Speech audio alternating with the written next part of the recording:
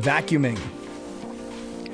Before you turn the vacuum on, it is important that you check the filter bag to make sure that it is not full or leaking. Begin vacuuming in the cleanest room in the farthest corner away from the entrance or exit and work your way out. Vacuum in one direction, pulling towards you, overlapping at least 6 inches on each pass. Move trash cans, chairs, carts on wheels, and replace back in its correct place. Pick up big pieces that can plug the vacuum.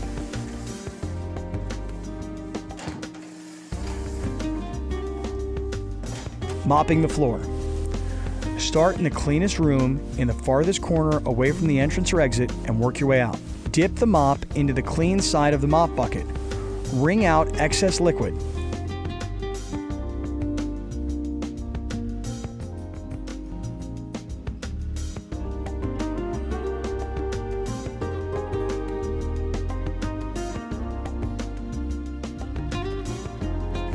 After 4 passes, or the mop is dirty, whichever comes first, dip the mop in the dirty side of the bucket, rinse and wring out, then dip in the clean side and repeat.